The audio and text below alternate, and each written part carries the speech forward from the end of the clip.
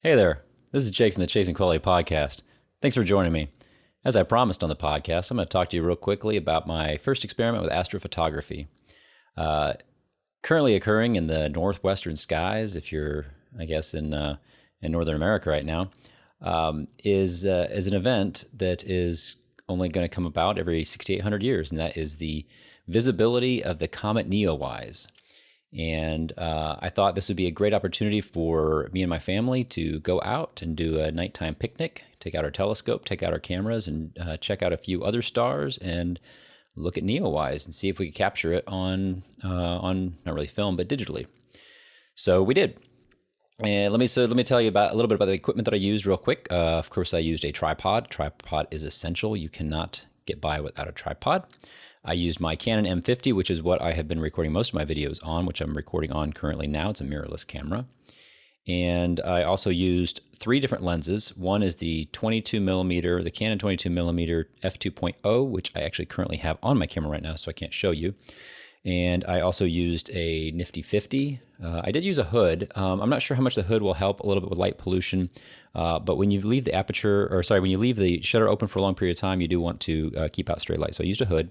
It's a 50mm f1.8, and I had to use an adapter for it because this is a full frame lens, and I've got an APS-C camera. So I used the Viltrox adapter. And then I also used my Canon 70 to 300mm IS II, I believe it's a Mark II lens. Let me see. Yep, it's the 2, the USM. A really nice lens, telephoto lens. And I also used an app called Stellarium, which was a $9.99 app on the iOS store, the Apple store. And I could not have done it without that because NEOWISE isn't easily visible by the naked eye. I'm not sure if the naked eye can see it. Maybe on a really dark night with a really good eye, you may be able to see it. But I was not able to see it, especially earlier in the night. And Stellarium allows me to take my phone, stick it up to the sky, move it around, and to track the stars and constellations that I should be able to see. So Stellarium was awesome.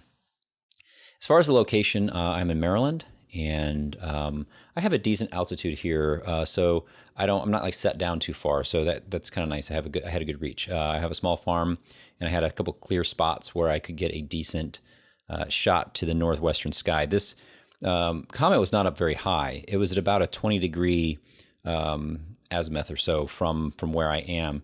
And so I had to make sure it cleared the trees, and it did. At first, we thought maybe we'd have to go down to the local high school, maybe down to the football field, but luckily we were able to see it okay. And again, I filmed this on the 18th of July, 2020, and that's supposed to be a pretty good night for it. It's supposed to be a little bit higher the next couple nights, but then it's supposed to fade, and you're not supposed to be able to see it ever again. And we had a clear night, which we don't always get, so that's why I took advantage of that. As far as camera settings go, it's really important that you know your camera really well so that you do not go outside in the dark and you're fumbling around with a tripod and everything else, switching lenses, and you do not know how to set your ISO, set your aperture if you need to, set your exposure time, switch to manual mode, all of that stuff. So know those things in advance. Regarding the settings, the ISO is, of course, the higher you have it, the more light you're going to, the more sensitive your sensor is going to be to light. But you do get grain, you get a lot of noise. And so the lower, the better, which means that you want to set your exposure time as long as possible.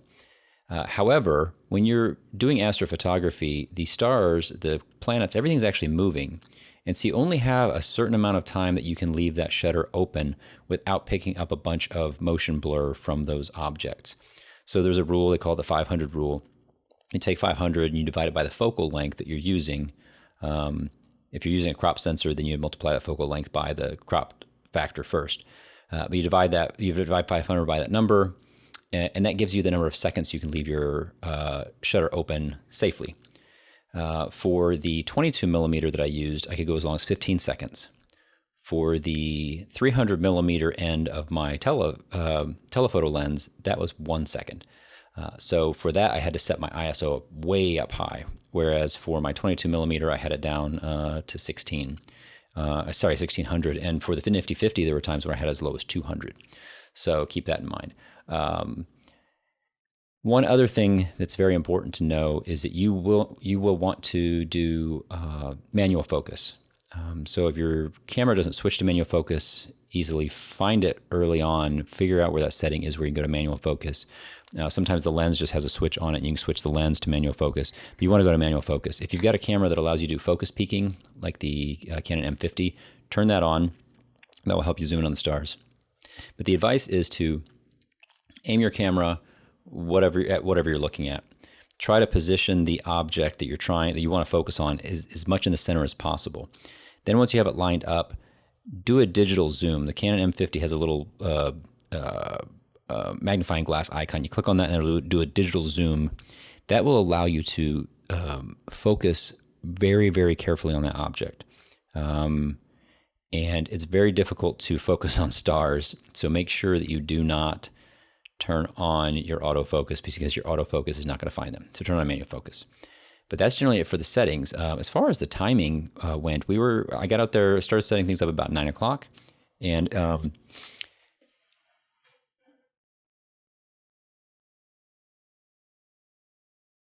I started setting things up at 9 o'clock, and as of 9:30, I was actually able to pick up NEOWISE on my camera, which was super exciting. And then I just started shooting from there. And between 9:30 and 10:30, we got several really great shots. At about 10:04, maybe 10:05, the International Space Station zoomed by. That was really cool. I was able to get that captured, and we'll see that in the images here shortly. But the timing of the night is going to depend on what you're trying to capture. If you're trying to capture the Milky Way, you may want to go super late at night to get as much to eliminate as much of the light pollution as possible. Whereas with me, I thought it was kind of cool to actually get a little bit more of the setting sun still lighting up the clouds, and you'll see that in the images. But the timing we had a very narrow window with NEOWISE, so we didn't have a lot of wiggle room as far as the time. Let's go ahead and check out the results of my photos. Okay, so this first one is, this was with my Nifty 50, the 50 millimeter. You can see the trees on the right and the left, which I thought was kind of cool. I did a little bit of editing in Lightroom in order to increase the contrast and the detail of the clouds. You can see numerous stars in the sky. And right there, smack dab in the middle, you can see NEOWISE kind of trailing downward. Very cool. I really liked this picture. I thought it turned out really nice. And this, I should have mentioned that I wasn't just capturing NEOWISE. This actually happens to be Jupiter. And so this was where NEOWISE was to the northwest. Jupiter was a little bit more to the southeast. But I had a really clear shot of Jupiter, and I wanted to get that in. So here in this image, you can see Jupiter and a couple of its moons nice and bright in the sky. I really liked that picture as well. And here, this was a pretty cool picture. This was also with the Nifty 50. This was a picture of the International Space Station is that line that is kind of screaming across the top. And then, of course, you can see NEOWISE there in the bottom, or not in the bottom, but in the middle to the left, below the International Space Station line.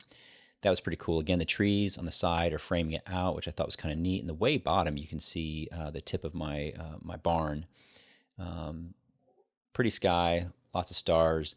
This was taken at about 10:04 p.m. It may have been 10:05 p.m., but it was somewhere in that range. Now, this is a 6-second exposure time, and what is neat about the 6-second exposure time is that's showing the distance traveled by the space station. So that was pretty cool. This next image, we're pointing back toward Jupiter on this one. This is a pretty cool image toward the Milky Way. I wasn't able to pick up much of the Milky Way. You can see some of it starting to form. I would have needed a better lens. I would have needed darker skies. I would have needed a longer a longer exposure time to really get it. But in the bottom left, you can see Jupiter. And the way bottom left, you can actually see Saturn. I really wish that I would have taken the time to take a zoomed image of Saturn as well. Okay, so and this one was pretty cool. This is using the telephoto, and this is fully zoomed in, which means that I had it at 300 millimeters, and I'm using a cropped sensor. So this is actually a 480 millimeter zoom. I had the exposure set for a little bit too long. I had it for 2 seconds, and that was just a little bit too long. So you can see the stars that are next to it blurring a little bit because of their movement. I had the ISO set to 6400 on this. I just wasn't too pleased with the way it turned out because, again, it's kind of boring. I felt it was far more boring than the other ones that I took, but it's there and you can see it. Kind of cool. Okay, real quickly before we go, I want to talk about a couple of lessons that I've learned from doing this, my first experiment. First of all, it's a really great thing to do as a family on a hot summer night when it's just maybe a little bit too brutal during the day to do much. This is like a nighttime picnic, so it was cool to get our photo equipment together, get our telescope out, and spend a little bit of time together. That was really neat. As far as things that I would change, one thing is that I wish I would have used a remote trigger. Although I had a tripod, just even the slightest bit of vibration is enough to mess up those long exposure times. Let me show you what I mean. If we take a look at the photo where we had both NEOWISE as well as the International Space Station passing by, and we zoom in on the trail from the space station. This is a 6-second exposure. If we zoom in on the tail, what we see is the first second to second and a half of that tail is a squiggly line, and that is due to the vibration caused by my ever so slight tap to engage the shutter on my camera. A remote trigger, either using my phone or something else, would have kept that tripod a little bit steadier. Of course, it's very noticeable in the trail for for the International Space Station, but I don't really know what kind of impact this had on all my other images, and so I really I worry that maybe it blurred them a little bit, and I'll just never ever know. So I wish I had used a remote trigger. The second thing that I wish I had done is I wish I had taken the time to dim the display on my camera's LCD display for live view. It was really bright at night. When it's 10:30 at night, it's like looking at a flashlight, and it kept messing up my night vision in my eyes and made it difficult for me to look back up at the stars and look back at my camera, look back at the stars, trying to figure out where I needed to point my camera. So I wish I'd fiddled with it and dimmed that display very, very dimly. And the last thing that I would change, and maybe this is just a piece of advice, is it takes a while to set these things up. And so while you're out there, try to take advantage of as much time as you can. Saturn was visible, and I just didn't take the time to focus in on it and to take a good telephoto image of Saturn. I think I possibly could have picked up the rings, and I think that would have made for a really cool image. I did that with Jupiter. I just didn't do it with Saturn. And although Saturn's not an uncommon sight in the sky, we don't always have a clear night, and I don't always want to drag my tripod out, set everything up, and wait for the perfect time and stay up late and all that other stuff. So, anytime that you're investing the time and setting things up for a photo shoot, go ahead and take advantage of everything that you see. You just never know what will show up as a good image. Saturn did show up on one of those images in the corner, and that was pretty cool, but I wish I would have gotten the zoomed in telephoto image of it. Okay, so that's really all I had to say about my first experience with astrophotography. I hope that you enjoyed it. I do not think I'm going to go too far down this rabbit hole. I hope I won't, because it's really deep and intense, and I'm not that into the stars, but I thought it was really cool, this once-in-a-lifetime opportunity to see this comet. So until next time, you keep chasing that quality. I will, and you maybe should check out our podcast sometime. You may enjoy some of the conversations that I have with RJ. Anyway, take care. Bye-bye.